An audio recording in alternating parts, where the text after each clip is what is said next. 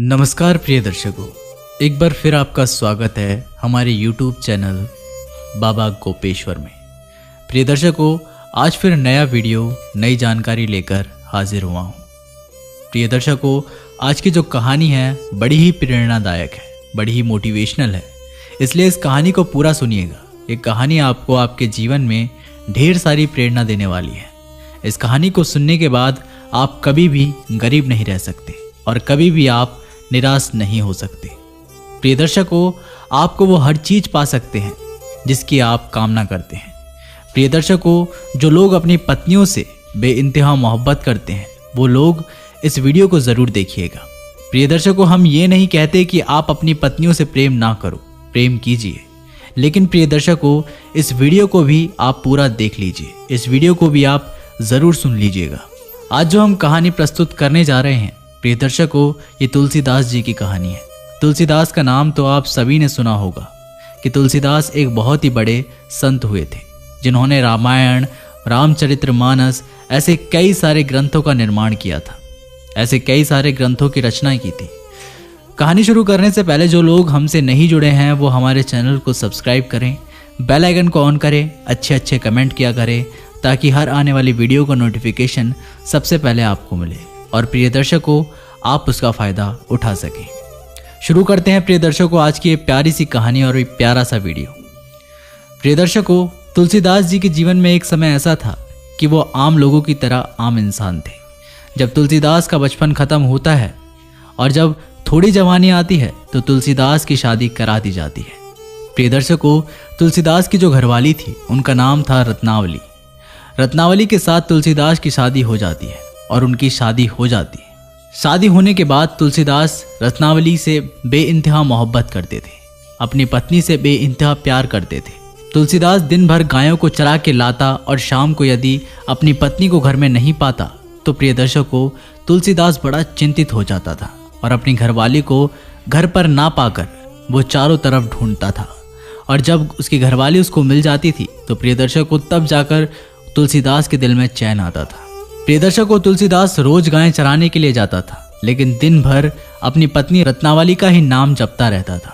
वो दिन भर अपनी पत्नी को याद करता रहता था। इसके विषय में ऐसा कहा जाता है कि तुलसीदास गयो चरावे, बिना याद लुगाई की आवे। प्रिय दर्शकों, तुलसीदास जो गायें चराने के लिए जाता था उनका काम यही था कि सुबह से शाम तक गायों को जंगल में चराते थे और शाम को गायों को घर पर लेके आते थे। अब एक दिन तुलसीदास की घरवाली तुलसीदास से कहती है कि पति देव, तीजों का त्यौहार बहुत नज़दीक आ गया है और गांव-गांव में झूले पड़ने शुरू हो गए हैं। सभी महिलाओं के भाई उनको लेने के लिए आए हैं, सभी बहन बेटियों के भाई उनको लेने के लिए जा रहे हैं, इसलिए मुझे भी मेरे पीहर जाना चाहिए। तब तुलसीदास अपनी पत्नी रत्नावली से कहता है, हे प्रिय, यदि तुम मुझे छोड़कर चली जाओगी तो मैं किस तरह रहूँगा। आपके बगैर मुझे एक पल नहीं सुहाता और आपके बगैर मैं एक पल नहीं रह सकता। लेकिन रत्नावली कहती है कि पिया जी, बस कुछ ही दिनों की तो बात है, कुछ ही दिनों में मैं रुक कर वापस फिर से आ जाऊंगी। तुम चिंता ना करो, तुम दिन भर हंसी खुशी गायें चराना और शाम को 2 वक्त की रोटी खाकर आराम से सो जाना। बस कुछ ही दिनों की तो बात है। यूं गई और यूं आई। जब तुलसीदास जी की पत्नी रत्नावली नहीं मानती तो तुलसीदास अपनी पत्नी को जाने की आज्ञा दे देता है। अब प्रिय दर्शकों, तुलसीदास की पत्नी रत्नावली अपने पीहर को चले जाती है। उधर तुलसीदास गायों को लेकर जंगल में चराने के लिए चले जाते हैं। प्रिय दर्शकों, अब दिन भर तुलसीदास अपनी पत्नी का ही नाम जपते रहता है, रत्नावली रत्नावली रत्नावली रत्नावली। प्रिय दर्शकों, इसी तरीके से उसका दिन तो निकल जाता है और प्रिय दर्शकों शाम के वक्त सभी गायों को लेकर अपने घर पे आता है। जब घर पे आता है तो घर के दरवाजे बंद दिखाई देते हैं। अब तुलसीदास अपनी पत्नी रत्नावली को आवाज़ देता है, लेकिन प्रिय दर्शकों रत्नावली वहाँ नहीं मिलती है क्योंकि रत्नावली अपने पीहर चली गई थी। अब तुलसीदास का दिमाग खराब हो जाता है। तुलसीदास को और कुछ नहीं दिखाई देता है, सिर्फ और सिर्फ अपनी पत्नी ही दिखाई देती है। अपने घर के दरवाजे बंद पाकर तुलसीदास का इतना दिमाग खराब हो जाता है कि तुलसीदास को एक पल भी चैन नहीं मिलता। फिर भी किसी तरीके से अपने घर के दरवाजे को खोलता है और प्रिय दर्शकों अपने घर के अंदर प्रवेश करता है तो तुलसीदास को घर में कुछ भी नजर नहीं आता है, सिर्फ और सिर्फ उनकी घरवाली रत्नावली ही नजर आती है। प्रियदर्शकों, अब तुलसीदास एक टूटी चारपाई पे विश्राम करने लग जाता है। अब तुलसीदास को नींद नहीं आती है, बस तुलसीदास के ख्वाबों में उसकी घरवाली रत्नावली ही चल रही थी। तुलसीदास की आंखों की नींद उड़ जाती है और उसका घर उसको खाने के लिए दौड़ने लगता है। तुलसीदास को ऐसा महसूस हो रहा था कि ये घर उसको खा जाएगा, तुलसीदास को निगल जाएगा। प्रियदर्शकों, तभी तगड़ी बारिश शुरू हो जाती है, मूसलाधार बारिश शुरू हो जाती है। बारिश इतनी बरसती है कि चारों तरफ पानी पानी हो जाता है और जब बारिश थोड़ी रुकती है तो तुलसीदास अपने घर से निकलते हैं। प्रियदर्शकों, जब तुलसीदास अपने घर से रवाना होते हैं वो वक्त तकरीबन 12 बजे का था, यानी कि रात का दूसरा पहर चल रहा था। अब तुलसीदास अपनी पत्नी रत्नावली को याद करते हुए अपने घर के दरवाजे बंद करता है और अपने घर से अपने पत्नी रत्नावली को याद करते हुए अपने घर के दरवाजे बंद करता है और अपने घर से अपनी पत्नी से मिलने के लिए रवाना हो जाता है। प्रियदर्शकों, तुलसीदास को एक पल का चैन नहीं था। तुलसीदास अब यही सोच रहा था कि जितना जल्दी हो सके मैं अपनी पत्नी से मिलूं। प्रियदर्शकों, धीरे धीरे बारिश बरस रही थी और तुलसीदास नंगे पैर अपनी पत्नी से मिलने के लिए रवाना हो जाता है। बारिश की वजह से सारे रास्ते अस्त व्यस्त हो चुके थे, रास्ते में कीचड़ बना हुआ था। प्रियदर्शकों, तुलसीदास नंगे पैर दौड़ते हुए जा रहे थे। तुलसीदास के पाँव में कहीं कांटे लग जाते, कहीं पे पत्थर लग जाते और कहीं कीचड़ में पूरा सन चुका था। अब तुलसीदास चलते चलते आधे रास्ते में पहुंच जाते हैं। आधे रास्ते में जब तुलसीदास पहुंचते हैं तो प्रियदर्शकों, तुलसीदास के आगे एक नदी आ जाती है। तेज बारिश होने की वजह से नदी अपने उफान पर थी। नदी में इतना तेज पानी का भाव था कि मानो हर किसी को बहा ले जाए। इतना तेज पानी नदी में आ रहा था। अब तुलसीदास नदी के किनारे खड़े हो जाते हैं और सोचने लगते हैं कि इस नदी को पार कर मैं अपनी रत्नावली तक कैसे पहुंचूं, लेकिन पहुंचना मुझे जरूर है और जब तक मैं अपनी पत्नी से नहीं मिलूंगा तब तक मुझे चैन नहीं मिलेगा। तुलसीदास नदी के किनारे खड़े होकर यही सोच रहे थे। प्रियदर्शकों, तभी तुलसीदास को पानी में एक नाव जैसी चीज बहती दिखाई देती है। तब वो नाव पानी में बहती हुई तुलसीदास की तरफ आ रही थी। उसको देखकर तुलसीदास अपने मन में विचार करने लगते हैं कि मेरी पत्नी रत्नावली कितनी समझदार है। वे भी मुझसे बेइंतहा मोहब्बत करती है, उसको भी मेरे बगैर चैन नहीं है, इसलिए मेरे लिए मुझे नदी पार करने के लिए ये नाव भेजी है। लेकिन प्रियदर्शकों, वो नाव नहीं थी, वह एक मुर्दा बहता हुआ आ रहा था। अब तुलसीदास उस मुर्दे को ना समझकर और उस पर सवार हो जाता है।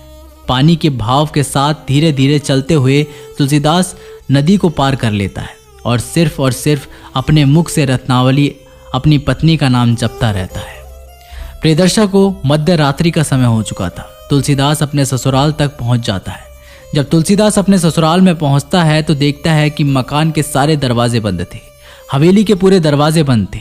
तुलसीदास को अंदर जाने का कोई मार्ग नजर नहीं आता है, कोई रास्ता नजर नहीं आता है। तब तुलसीदास मकान के पीछे जाता है, यानी कि अपनी ससुराल वालों की हवेली के पीछे जाता है।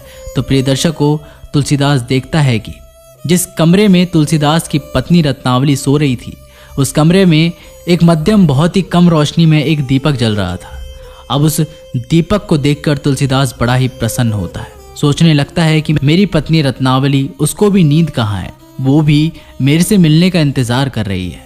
मेरी पत्नी रत्नावली भी मुझसे बेइंतहा मोहब्बत करती है, इसलिए आधी रात तक जाग रही है और अपने कमरे में दीपक जला रखा है। प्रियदर्शकों, इसी बात को तुलसीदास जी सोचने लग जाते हैं। अब तुलसीदास जी को एक चिंता सताने लगती है कि मैं अपनी पत्नी तक पहुंचूं तो पहुंचूं कैसे, क्योंकि चारों तरफ से दरवाजे बंद है, सभी लोग सोए हुए थे। प्रियदर्शकों, तभी तुलसीदास जी को ऊपर से लटकती हुई एक मोटी रस्सी की तरफ नजर पड़ती है। अब उसे देखकर तुलसीदास बड़ा ही प्रसन्न होता है और सोचने लगता है कि मेरी पत्नी रत्नावली मुझसे कितना प्रेम करती है, वो भी मेरा इंतजार कर रही है, इसलिए मुझे ऊपर चढ़ने के लिए उसने रस्सा लटका दिया है। अब प्रियदर्शकों, वो रस्सा नहीं था, एक काला अजगर सांप था जो पानी के नाले में होके लटका हुआ था। प्रियदर्शकों, जब तुलसीदास उस अजगर सांप को पकड़कर ऊपर चढ़ जाता है, अब वो जैसे ही ऊपर चढ़ता है और अपनी पत्नी के कमरे में जाता है तो प्रियदर्शकों, वो देखता है कि उसकी पत्नी रत्नावली सो रही थी, उसको गहरी नींद आ रही थी। तब तुलसीदास अपनी पत्नी को जाके जगाता है और कहता है, रत्नावली खड़ी हो, रत्नावली मैं आ चुका हूँ, अब तुम खड़ी हो जाओ। रत्नावली की नींद टूटती है। वो रत्नावली देखती है कि तुलसीदास तुम। उनके पति उनके सामने खड़े हैं। रत्नावली बड़ी चौंक जाती है और अपने पति से कहने लगती है कि अरे मूर्ख इंसान, तू कैसा इंसान है जो आधी रात्रि के समय तू मेरे कमरे तक आ गया है। यदि तुम्हें आना ही था तो दिन में आते, तभी लोग तुम्हारा स्वागत करते। तुम एक चोर की भांति रात्रि के समय मेरे कमरे तक आ गए हो। इतनी मोहब्बत मुझसे करते हो, इतना प्रेम मुझसे करते हो। तभी तुलसीदास अपनी पत्नी रत्नावली से कहता है कि रत्नावली, तुम भी तो मुझे बेइंतहा मोहब्बत करती हो, तभी तो तुमने अपने कमरे में दीपक जला रखा है और मुझे आने के लिए नदी में नाव भेजी है, और तुम्हारी हवेली के दरवाजे बंद होने के कारण मुझे ऊपर चढ़ने के लिए तुमने रस्सा लटका दिया है। तुम भी मुझसे कितना प्रेम करती हो। अपने पति तुलसीदास की इतनी बात सुनने के बाद रत्नावली और भी चौंक जाती है और रत्नावली कहने लगती है कि मैंने तुम्हें कोई नाव नहीं भेजी है और ना ही मैंने कोई रस्सा लटकाया है। प्रिय दर्शकों, तब तुलसीदास अपनी पत्नी से कहता है कि प्रिय, ये देखो रस्सा लटका हुआ है, अभी भी रस्सा लटका हुआ है। तब तुलसीदास की पत्नी रत्नावली उस रस्सी को जो देखती है तो प्रिय दर्शकों, वो रस्सा नहीं, काला सांप था, जिसको पकड़कर तुलसीदास अपनी पत्नी के प्रेम में अंधे होकर ऊपर चढ़ गए थे, मकान पर चढ़ गए थे, और जो पानी की नाव समझ करके नदी पार की थी, प्रिय दर्शकों, वो नाव नहीं, एक मुर्दा था।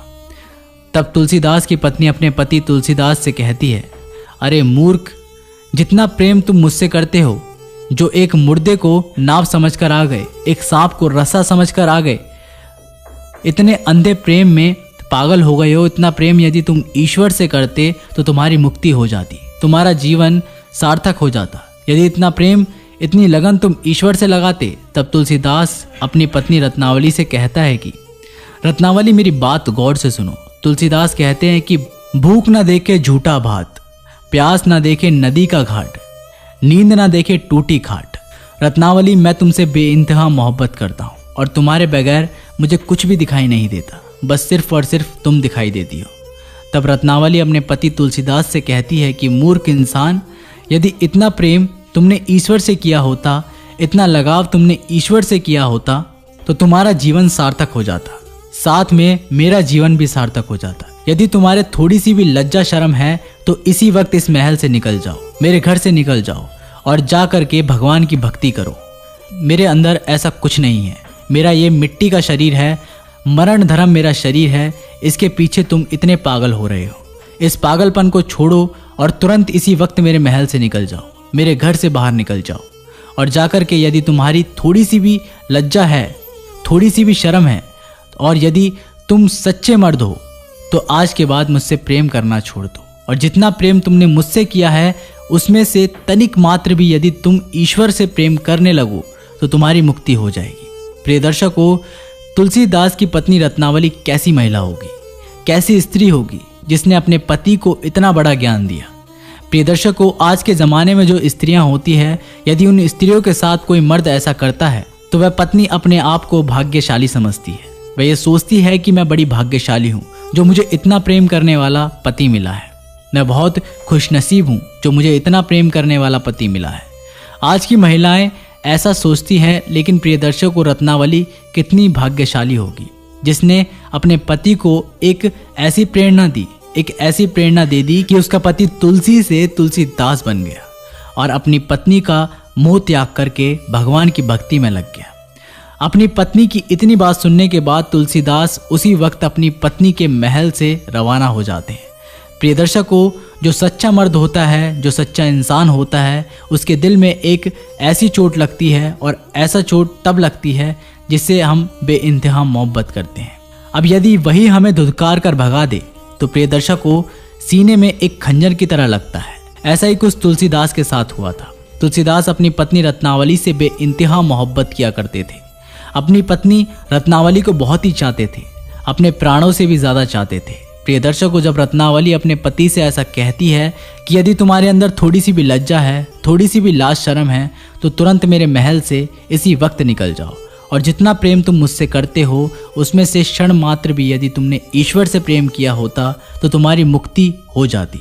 प्रिय दर्शकों, तुलसीदास के सीने में एक घाव जैसा हो जाता है और तुलसीदास उसी वक्त अपनी पत्नी रत्नावली को छोड़कर उनके महल से नीचे उतर जाते हैं।